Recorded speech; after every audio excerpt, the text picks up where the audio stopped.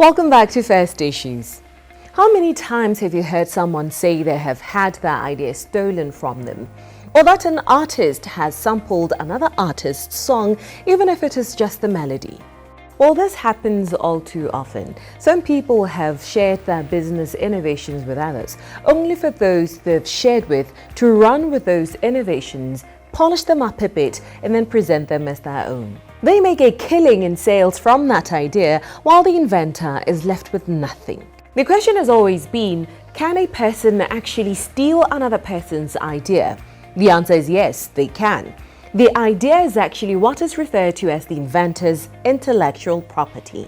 This can range from a song, literary works such as books or poems, clothing designs, and many other examples that are the creations of your mind. Although a relatively new concept in Botswana, intellectual property has made significant contributions to our daily lives and the economy by way of music, local fashion designers, photographers, and writers who all make a living by simply using their creative ideas for their target market's consumption. As simple as it all sounds, intellectual property is a bit of a complex subject matter that includes which ideas can be protected and how, what your responsibilities and rights are as a creator, and general need to know tidbits surrounding intellectual property. We will be dissecting this with none other than the maestros at the Companies and Intellectual Property Authority, CIPA. Throughout a few upcoming episodes of First Issues, we will be discussing copyright, industrial property, and compliance and enforcement of the Intellectual Property Act. This evening, we kick off our three-part series with a talk with Kiitsing Munyazi, who is the copyright administrator at CIPA. Munyazi, thank you so much for being here on First Issues. The concept or notion of intellectual property is relatively new here in Botswana. So perhaps before we delve any further, you could help us understand what exactly intellectual property is and how important it is to the economy. Intellectual property is a property that is intangible in nature. It is a property that is created by the mind, and then at the end of the day, the final product is intangible. Examples include things like a poem. You may be able to touch a paper where a poem is written, but you cannot be able to hold a poem in your hand. Yes. Things like a brand. You may be able to hold a can where the Coca-Cola brand is printed, but you will not be able to hold the Coca-Cola brand itself and its value. The purpose of the intellectual property system basically is to recognize the fact that because of the intangible nature of this property, it can easily move around, it can easily be used without its owner knowing or controlling how to use it. Unlike maybe any other property, like maybe your jacket, which you have an opportunity to store in your wardrobe and keep safe. So in that regard, the intellectual property system seeks to say that there is an investment in the creation of the property. Because of its intangible nature, it can be easily exploited, and yet the right owner has to have an opportunity to be able to reap rewards from it. So the system basically grants the owner of the intellectual property a limited monopoly so that they can be able to reap economic benefits from that property. That is in essence the purpose of this property.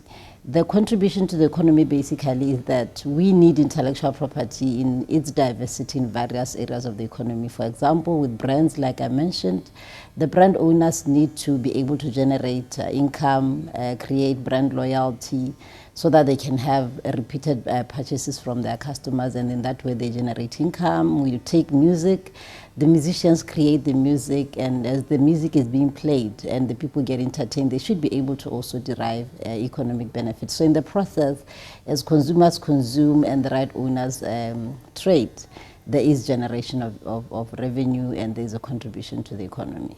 So as pertaining to intellectual property rights, perhaps give us an insight into how the copyright system in Botswana operates.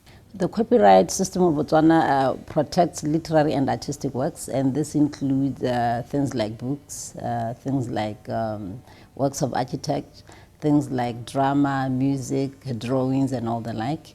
The Copyright and Neighboring Rights Act of Botswana is the one that grants protection. For you to get protection for your works, the requirement is simple. Your work has been created in an original form. It shouldn't just be an idea, but it should be an expression of an idea. And you have to have created it on your own, original. And the quality doesn't matter. Whether you like my song or you don't, it doesn't matter. As soon as I've created it, it's my property. I have an exclusive right to it. So that is what copyright really is all about. And it is automatic. You don't need to come and register with us for you to get protection. If you are singing in your shower, it's the original song that is protected by copyright, but we do encourage our artists to come and deposit their works with us so that in the event there's a dispute, they can be able to show that I created this work maybe in 2000 and this person came after me.